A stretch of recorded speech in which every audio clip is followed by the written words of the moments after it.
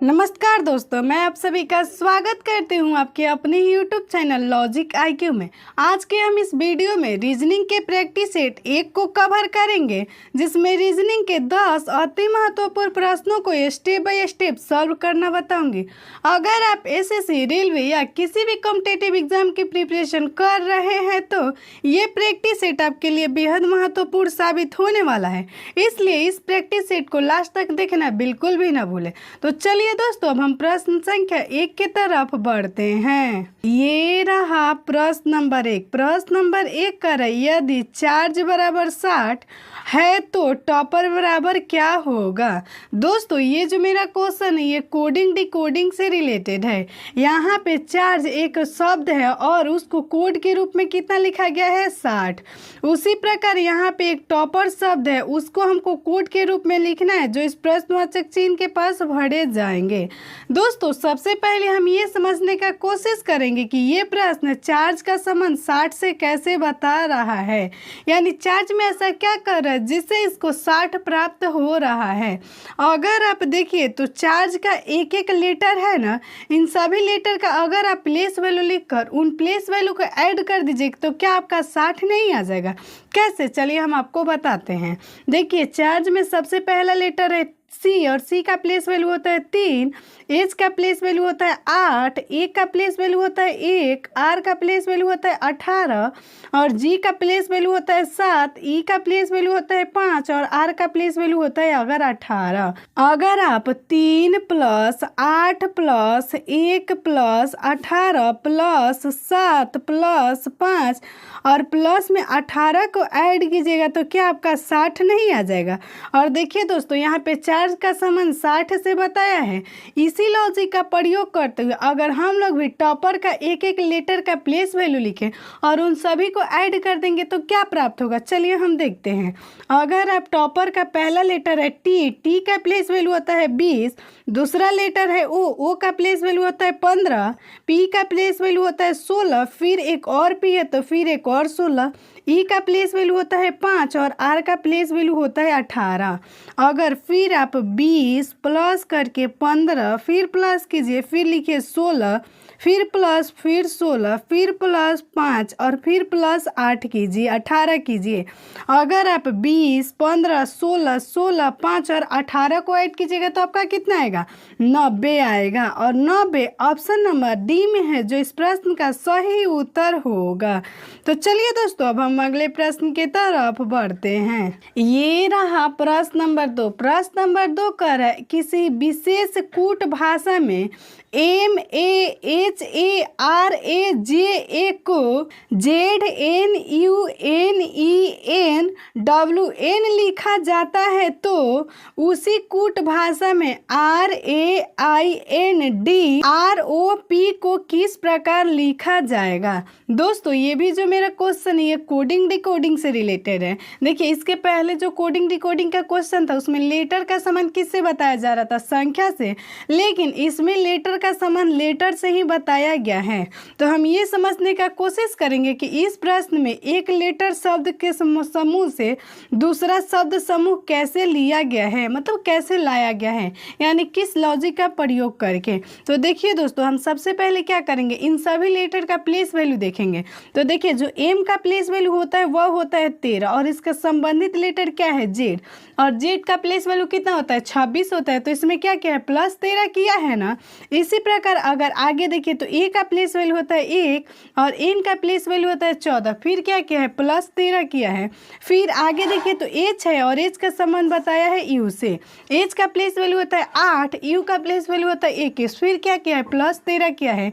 यानी इस प्रश्न में जिस लॉजिक का प्रयोग किया जा रहा है, एक लेटर का संबंधित लेटर लाने के लिए प्लस 13 किया जा रहा है। तो इसी प्रकार हम लोग भी यहाँ पे जो लेटर लिखा है RAINDROP, तो इसमें भी हम लोग क्या करेंगे, प्लस 13 करेंगे और एक संबंधित लेटर समूह लाएंगे।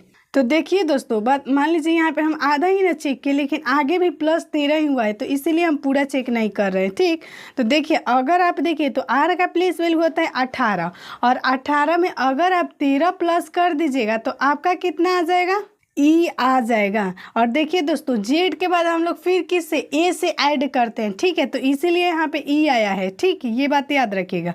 फिर है ए का प्लेस वैल्यू होता है 1, और 1 में अगर आप +13 कीजिएगा तो आपका कितना आएगा 14, और 14 पे क्या आता है, एन आता है। फिर है आई का प्लेस वैल्यू होता है 9, और 9 में फिर आप क्या कीजिएगा +13, तो आपका क्या आएगा, भी आएगा, क्योंकि भी का प्लेस वैल्यू होता है 22।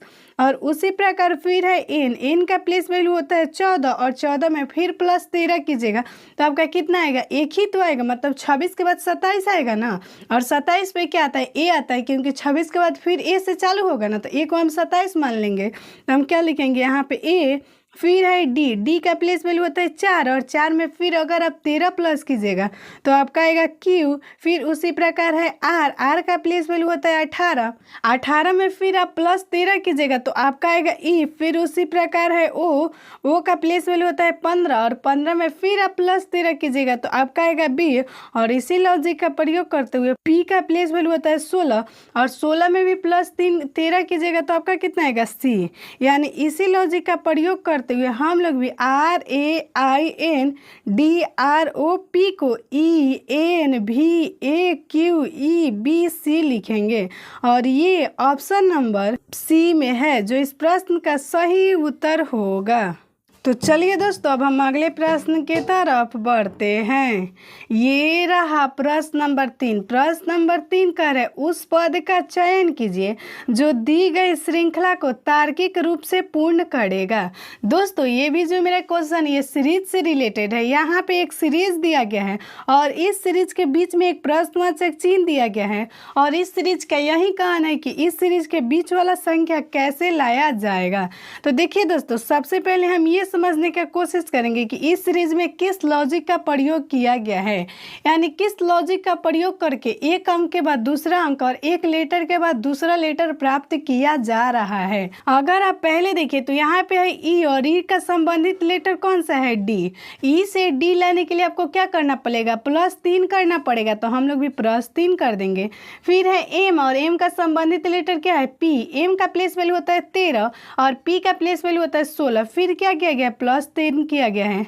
फिर है बी, और बी का संबंधित लेटर क्या है, ई। फिर +3 किया गया है, लेकिन यहाँ पे जो संबंधित संख्या है यानी 3, और 3 का समान 5 से बताया गया है, तो इसमें क्या किया गया, +2 किया गया है। और इसी प्रकार आगे भी देखिए तो यहाँ पे डी का प्लेस वैल्यू होता है 4, और जी का प्लेस वैल्यू होता है 7। फिर +3, पी का प्लेस वैल्यू होता है 16, और एस का प्लेस वैल्यू होता है 19। फिर +3, ई का प्लेस वैल्यू होता है 5, और एच का प्लेस वैल्यू होता है 8। फिर +3, लेकिन फिर यहाँ से 5 से 7 लेने के लिए +2 ही तो किया गया है। तो इसी लॉजिक का प्रयोग करते हुए हम लोग भी लेटर में +3 करेंगे और संख्या में +2 करके एक समूह निकालेंगे। तो अगर आप जी में +3 कीजिएगा तो जी का प्लेस वैल्यू कितना होता है 7, और 7 में +3 कीजिएगा तो आपका क्या आएगा, जे आएगा ना। इसी प्रकार एस का प्लेस वैल्यू होता है 19, और 19 में +3 कीजिएगा तो आपका क्या आएगा, भी आएगा। फिर है एच में +3 कीजिएगा तो आपका कितना आएगा, के आएगा। और उसी लॉजिक का प्रयोग करते हुए 7 में हम कितना प्लस करेंगे, 2, तो 7 में 2 प्लस करने के बाद आपका आएगा 9। यानी इस प्रश्न में जिस लॉजिक का प्रयोग हुआ है उस लॉजिक का प्रयोग करके हम लोग भी अगली संख्या जो प्राप्त किए हैं वो क्या है, जे, भी, के और 9, और जे, भी, के, 9 ऑप्शन नंबर बी में है जो इस प्रश्न का सही उत्तर होगा। तो चलिए दोस्तों, अब हम अगले प्रश्न की तरफ बढ़ते हैं। ये रहा प्रश्न नंबर 4। प्रश्न नंबर 4 कर रमन ने अनंत से कहा, परसों मैंने अपनी दादी की पुत्री के इकलौता भाई को पढ़ाया। रमन ने किसे पढ़ाया था। दोस्तों, ये जो मेरा क्वेश्चन है ये ब्लड रिलेशन से रिलेटेड है, और यहाँ पे एक प्रश्न दिया गया और इस प्रश्न में पूछा जा रहा है कि रमन ने किसे पढ़ाया। यानी इस प्रश्न में एक रमन नाम का लड़का है, तो हम सबसे पहले क्या बनाएंगे, रमन, ये हमारा हो गया रमन। रमन ने अनंत से कहा, परसों मैंने अपने दादी की पुत्री, यानी ये जो रमन है रमन की दादी होंगी, तो जो रमन की दादी होगी ये एक पीढ़ी आगे की ही तो होगी, 2 पीढ़ी आगे की, क्योंकि रमन के बाद इसके कौन आएंगे, पिता, और पिता के बाद जो माता आएंगी यानी इसके पिता के माता, वही तो इसकी दादी होंगी। तो हम यहाँ पे लिख दे रहे हैं इसकी दादी को हम डी से सूचित कर दे रहे हैं। उसके बाद बोला जा रहा है दादी की पुत्री, तो जो दादी की इसकी पुत्री होगी ये इसकी कौन लगेगी, बुआ तो लगेगी। जो रमन की दादी की पुत्री होगी वो रमन की कौन लगेगी, बुआ। तो हम इसमें दादी की पुत्री को हम किससे सूचित कर दे रहे हैं, पी से सूचित कर दे रहे हैं। उसके बाद बोला जा रहा है पुत्री के एकलौता भाई, यानी ये जो पुत्री है मतलब ये क्या कहते हैं, दादी की जो पुत्री है उसका एकलौता भाई, तो वो एकलौता भाई कौन होगा, रमन के पिता ही तो होगा, क्योंकि रमन के जो पिता होंगे तभी तो ये पिता हो जाएंगे रमन के पिता को हम किससे सूचित कर दे रहे हैं, P1 से सूचित कर दे रहे हैं। अब देखिए दोस्तों ये हो गया रमन, ये रमन के कौन हो गई, दादी। और इस प्रश्न में कहा जा रहा है कि ये दादी की एकलौती पुत्री है, जन कौन है, ये P, और P का एकलौता भाई है, तो एकलौता भाई तो P1, तो P1 जो एकलौता भाई है तो वो रमन का क्या हो जाएगा, पिता ही तो होगा। और इस प्रश्न में वही पूछा जा रहा है कि रमन ने किसे पढ़ाया था, तो रमन किसे पढ़ाया था, अपने पिता को ही तो पढ़ाया था, और पिता ऑप्शन नंबर ए में है जो इस प्रश्न का सही उत्तर होगा। तो चलिए दोस्तों अब हम अगले प्रश्न के तरफ बढ़ते हैं। ये रहा प्रश्न नंबर 5। प्रश्न नंबर 5 कह रहे मणिपुर इम्फाल से उसी प्रकार संबंधित है जिस प्रकार नागालैंड से संबंधित है। दोस्तों ये जो मेरा क्वेश्चन है ये भी क्या एनालॉजी से रिलेटेड है, और इस प्रश्न में पूछा जा रहा है कि जो मणिपुर का संबंध इम्फाल से बताया गया है। अब हमको ये समझना है कि मणिपुर का संबंध इम्फाल से कैसे बताया है। तो आप सभी को अगर राज्य राजधानी याद होगा तो आपको पता होगा कि जो मणिपुर का राजधानी होता है वह क्या होता है, इम्फाल होता है। इसी प्रकार हमें नागालैंड का पूछा जा रहा है, तो नागालैंड का राजधानी क्या होता है, कोहिमा, और कोहिमा ऑप्शन नंबर ए में है जो इस प्रश्न का सही उत्तर होगा। देखिए दोस्तों जो शब्द एनालॉजी होता है ना वह किससे आता है, जीके जीएस से आता है, मतलब जीके जीएस से ही रिलेटेड होता है। अब पूछिए इसमें राज्य राजधानी पूछा जा रहा है तो हम किस में पढ़ते हैं, जीके जीएस में, तो आपको थोड़ा जीके जीएस ध्यान में रखना होगा तभी आप मतलब एनालॉजी का क्वेश्चन बना सकते हैं। तो चलिए दोस्तों अब हम अगले प्रश्न की तरफ बढ़ते हैं। ये रहा प्रश्न नंबर 6। प्रश्न नंबर 6 कह रहा है निम्न विकल्पों में से प्रश्नवाचक चिन्ह के स्थान पे क्या आएगा। दोस्तों ये जो मेरा क्वेश्चन का हेडिंग है ना ये गलत हो गया है, मतलब इस क्वेश्चन का कहना है कि यहाँ पे 4 विकल्प दिया गया और इन 4 विकल्प में से एक ऐसा विकल्प होगा जो तीनों विकल्प से बिल्कुल अलग होगा, उसी विकल्प को हमें चयन करना है। ये गलत हो गया हेडिंग, ठीक है, तो आप हेडिंग को ध्यान मत दीजिएगा, हम आपको बता रहे हैं कि ये क्वेश्चन क्या कर रहा है। तो क्वेश्चन कह रहा है कि यहाँ पे आपको 4 विकल्प दिया गया और इन चारों विकल्प में से एक विकल्प जो होगा ना वह तीनों विकल्प से बिल्कुल अलग होगा और उसी विकल्प को हमें चयन करना है। तो अगर आप पहले विकल्प को देखिए तो पहले विकल्प में एम का संबंध 11 से बताया गया है। इसी प्रकार दूसरे विकल्प को देखें तो एल का संबंध 12 से बताया गया है। अगर आप एल से देखिए 12 का संबंध, तो आप सभी को पता होगा कि एल का प्लेस वैल्यू 12 होता है। इसी प्रकार तीसरे विकल्प को देखिए तो एम का संबंध 13 से बताया गया है और एम का भी प्लेस वैल्यू 13 होता है तो इसीलिए 13 से बताया गया है। अगर डी को देखिए तो एन का प्लेस वैल्यू 14 से बताया गया है और एन का प्लेस वैल्यू कितना होता है, 14 होता है, तो 14 से बताया गया है। लेकिन अगर आप ऑप्शन ए को देखिए तो यहाँ पे एम का प्लेस वैल्यू या तो 13 लिखना चाहिए या तो यहाँ पे जो 11 लिखा है तो इसको क्या लिखना चाहिए, के लिखना चाहिए। तो ये तो हमारा ऑप्शन गलत है ना, इसीलिए ऑप्शन ए इस प्रश्न का सही उत्तर होगा। तो चलिए दोस्तों अब हम अगले प्रश्न के तरफ बढ़ते हैं। ये रहा प्रश्न नंबर 7। प्रश्न नंबर 7 करें यदि प्लस का अर्थ माइनस, माइनस का अर्थ गुना और गुना का अर्थ यहाँ पे दोस्तों यहाँ पे भाग होगा, भाग का निशान छूट गया है, तो गुना का अर्थ भाग और क्या कहा जा रहा है यहाँ पे किसका अर्थ प्लस होगा, यानी भाग का अर्थ प्लस होगा, तो निम्नलिखित व्यंजन का मान कितना होगा। दोस्तों ये जो मेरा क्वेश्चन है ये प्रश्न कह रहा है कि अगर आप प्लस की जगह पे माइनस कीजिए, माइनस के जगह पे गुना कीजिए, गुना की जगह पे भाग कीजिए और भाग के जगह पे प्लस कीजिए, उसके बाद इस विकल्प को मतलब इस व्यंजन को आपको सॉल्व करना है। तो चलिए दोस्तों अब हम इस व्यंजन को सॉल्व करते हैं। सबसे पहले हम क्या करेंगे, जहाँ पे हमें प्लस दिखेगा वहाँ पे माइनस करेंगे। तो देखिए यहाँ पे प्लस है ना तो हम यहाँ पे माइनस करेंगे, जहाँ पे माइनस है वहाँ पे गुना करेंगे तो हम यहाँ पे गुना करेंगे, जहाँ पे गुना है वहाँ पे भाग करेंगे तो गुना की जगह हम भाग करेंगे और भाग के जगह प्लस करेंगे, तो ये हमारा हो गया प्लस। अब हम इस व्यंजक को सजाएंगे तो हमारा क्या हो जाएगा, 9 गुने 9 प्लस 72 भागे 4 और माइनस में कितना हो जाएगा 6। अब हम इस व्यंजन को सॉल्व करेंगे। तो देखिए दोस्तों, इस प्रकार के व्यंजन को हम किसके रूल्स के अनुसार सॉल्व करते हैं? बोडमास के रूल्स के अनुसार। और बोडमास कहता है कि सबसे पहले हम इस व्यंजन में भाग को बनाएंगे, फिर गुना को, फिर घटाव को, फिर जोड़ को बनाएंगे। तो सबसे पहले हम क्या करेंगे? भाग को बनाएंगे। तो देखिए दोस्तों, हम भाग के बाद तो गुना ही ना बनाना है, तो हम यहीं पे सीधे पहले गुना ही कर दे रहे हैं। तो 9 में 9 से कीजिएगा तो कितना आएगा? 81। फिर आ जाएगा आपका प्लस और 7, ये जो 72 है। देखिए दोस्तों, अगर आप 72 में 4 से भाग दीजिएगा तो आपका कितना आएगा? 18। तो हम यहाँ पे लिख दे रहे हैं 18 और माइनस में क्या लिख दे रहे हैं? 6। तो अब हम क्या लिखेंगे? इस 81 को लिखेंगे और प्लस में फिर 18 में से हम 6 माइनस करेंगे तो हमारा कितना आएगा? 18 में से 6 माइनस करेंगे तो 12। अब हम क्या करेंगे? 12 में 81 को ऐड करेंगे तो हमारा आएगा 93 और 93 ऑप्शन नंबर बी में है, जो इस प्रश्न का सही उत्तर होगा। तो चलिए दोस्तों, अब हम अगले प्रश्न की तरफ बढ़ते हैं। ये रहा प्रश्न नंबर 8। प्रश्न नंबर 8 करें वेन आरेख ज्ञात करें। यहाँ पे 3 शब्द दिया गया है, राजा, पिता और रानी, और इन तीनों शब्द से मिला के हमें एक वेन आरेख तैयार करना है। देखिए दोस्तों, कभी भी आपको वेन डायग्राम का क्वेश्चन दिया हो, ठीक, और वहाँ पे जो शब्द दिया हो उन देखना है सबसे पहले कि उन शब्द में किस प्रकार का संबंध है, यानी एक शब्द में दूसरे शब्द से कोई संबंध है कि नहीं। अगर आप पहले शब्द देखिए तो पहला है राजा और दूसरा है पिता। क्या आप ये नहीं हो सकता है कि जो राजा होंगे वो किसी के पिता हो सकते हैं और जो किसी के पिता होंगे वो राजा हो सकते हैं? तो इन दोनों में एक संबंध है ना। तो हम सबसे पहले किसका डायग्राम बनाएंगे? राजा का, और राजा में ही तो पिता का बनाएंगे। क्यों? क्योंकि किसी के राजा पिता भी हो सकते हैं और किसी के पिता राजा भी हो सकते हैं।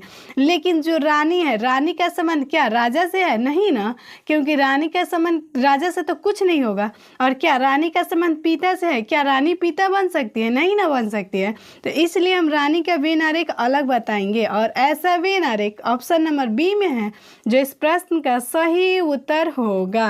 तो चलिए दोस्तों, अब हम अगले प्रश्न की तरफ बढ़ते हैं। ये रहा प्रश्न नंबर 9। प्रश्न नंबर 9 करें निम्नलिखित आकृति में वृत्तों की संख्या ज्ञात करें। दोस्तों, ये जो मेरा क्वेश्चन है ये फिगर काउंटिंग से रिलेटेड है। यहाँ पे एक फिगर दिया गया है और इस प्रश्न में यही बोला जा रहा है कि इस फिगर में कुल कितने वृत्त हैं ये हमको बताना है। तो चलिए दोस्तों, अब हम इसमें एक एक वृत्त को मतलब क्या करते हैं? जोड़ते हैं। और हम देखिए जिस मतलब पिन से ड्रॉ करेंगे ना, अलग अलग कलर से ड्रॉ करके आपको बता रहे हैं कि इस आकृति में कुल वृत्त का संख्या कितना है। अगर आप पहले को देखिए तो ये तो हमारा एक वृत्त बन रहा है ना, जो आपको भी दिख रहा है। तो ये हमारा हो गया एक वृत्त। फिर अगर आप देखिए तो ये भी तो मेरा एक वृत्त बन रहा है, तो ये हमारा हो गया 2 वृत्त। अगर उसके बाद फिर देखिए तो ये भी तो हमारा एक वृत्त बन रहा है, तो ये हमारा हो गया 3 वृत्त। अगर आप फिर देखिए तो ये भी तो एक मेरा वृत्त बन रहा है, ये हमारा हो गया 4 वृत्त। फिर अगर आप और देखिए तो ये भी तो एक वृत्त बन रहा है, तो ये हमारा हो गया 5 वृत्त। फिर अगर आप एक और देखिए तो ये भी तो एक मेरा वृत्त बन रहा है, ये हो गया हमारा 6 वृत्त। यानी इस आकृति में कुल वृत्तों का संख्या कितना है? 6। और 6 ऑप्शन नंबर बी ए में है, जो इस प्रश्न का सही उत्तर होगा। तो चलिए दोस्तों, अब हम इस प्रैक्टिस सेट के लास्ट क्वेश्चन यानी 10 के तरफ बढ़ते हैं। ये रहा प्रश्न नंबर 10। प्रश्न नंबर 10 का है ये प्रश्न कर उस संख्या का चयन करें जिसका 5वीं संख्या से वही संबंध है जो चौथी संख्या का तीसरी संख्या से है और दूसरी संख्या का पहली संख्या से।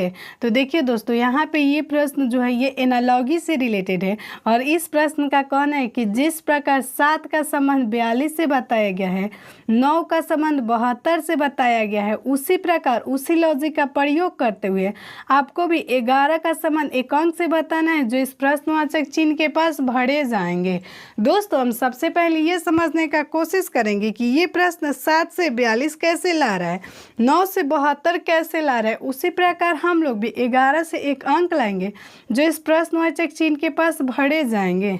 दोस्तों, अगर आप देखिए 7 से 72 लाने के लिए तो 7 में अगर आप -1 कीजिएगा तो आपका कितना आएगा? 6।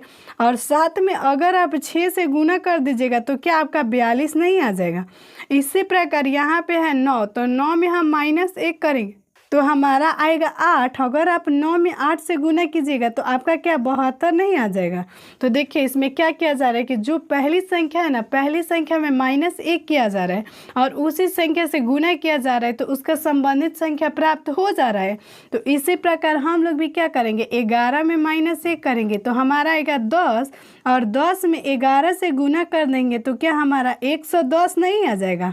और 110 ऑप्शन नंबर बी में है जो इस प्रश्न का सही उत्तर होगा।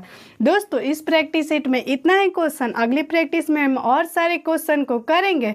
तब तक के लिए आप स्वस्थ रहे, मस्त रहे और अपने पढ़ाई में व्यस्त रहे। और हाँ, वीडियो को लाइक करना, चैनल को सब्सक्राइब करना बिल्कुल भी ना भूले अगर आपको वीडियो अच्छी लगी हो तब भी। तब तक के लिए बाय बाय।